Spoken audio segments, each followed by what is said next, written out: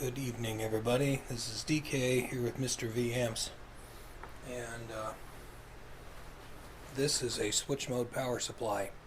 This is the kind of thing that you'll probably see sold to you to power your pedals.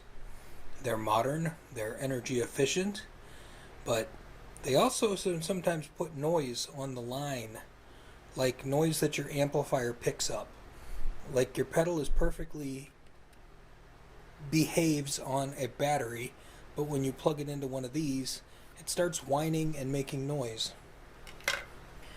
I had this problem a long time ago when I lent one of my higher draw pedals to a friend of mine. The Adversary tube drive pedal here, the prototype of it and this one, they're a high current draw. And when we plugged this pedal into his pedal power supply thing, the whole rig and the amplifier and everything just started squealing and crying.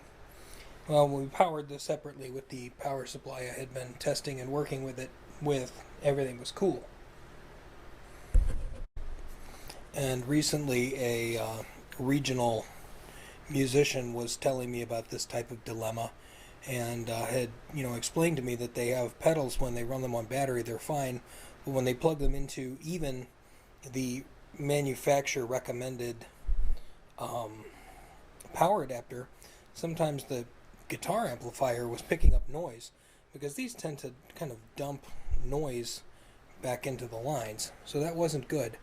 And my answer was, oh, just get yourself a linear mode power supply, old school, like they sold in the 90s. These were actually 4 guitar pedals, and they were generally quiet, and they didn't put any noise on the line. They certainly couldn't power quite as many pedals, but they were really quiet. I had pretty much forgotten about the issue being an issue because I built this ridiculously overpowered linear power supply for whatever pedals I need, and I had no need for any other power supply because, well, this is stronger, bigger, heavier, and has more attitude. And it's just a prototype, but I think it turned out really nice. So anyway, after discovering that it was impossible to buy a linear mode power supply for modern pedals that would actually be quiet, every product I saw for sale on any music related website and or online mart store, they were all selling switch modes. Apparently the linear power supply has gone the way of the dodo, but I fixed it.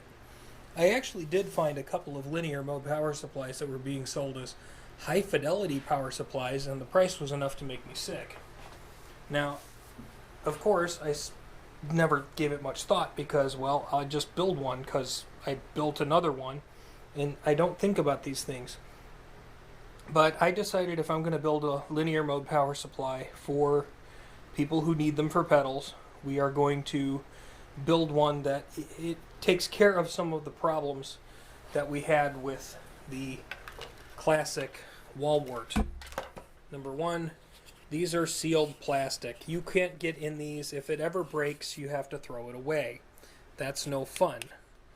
And it's big and blocky, and if you use a power strip, it's in your way.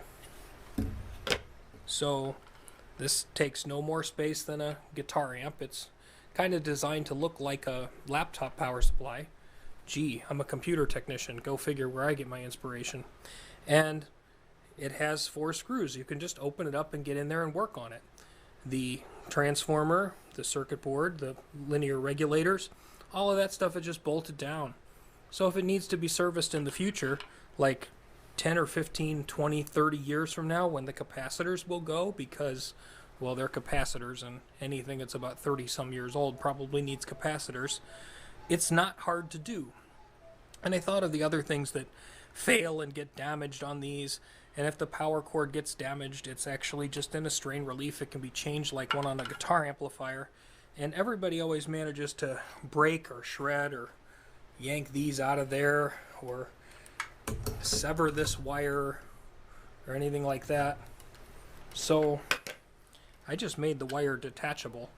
This is just a standard through wire. This puts out 9 volts pin negative, which is the most common output for guitar pedals.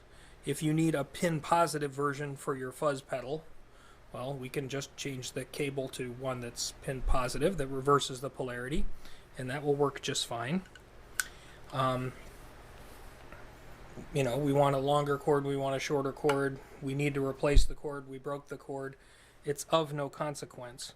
This is all made of industry standard parts. It uses a transformer, a series of smoothing capacitors, and a linear power regulator to always give a nice perfect 9 volts, regardless of what the wall current does, whether it's a little high or a little low.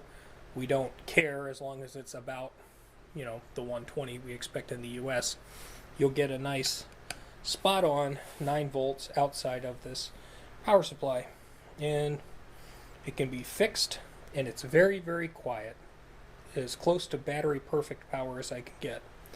I guess I could call it hi-fi, but, well, it's at least low noise, and it works, and it can be fixed.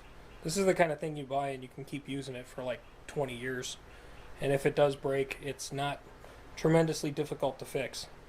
It's too bad that transformers and aluminum enclosures that you can actually like step on and punch and beat up, like durability, unfortunately it does come at a cost. I wish the parts were cheaper, but they're not. But anyway, now we have the Mr. V linear low noise power supply for your guitar pedals. This is good for about 200 milliamps, and it should not be an issue. If you have most common Boss pedals or whatever are pulling 50 milliamps, so you could probably drive 2 or 3 of them off of one of these. And if you need more milliamps, we can, you know, maybe put a bigger transformer in there or beef it up, and these can be scaled bigger, smaller, all the way to, well, ridiculousness. 12 volts, 18 volts. The possibilities are endless, but for the typical musician, you have 9 volt pedals. So this is a 9 volt pin negative power supply that doesn't make noise that your amp is going to pick up or your pedal is going to pick up and pump into your amp. As good as a battery, as good as it gets.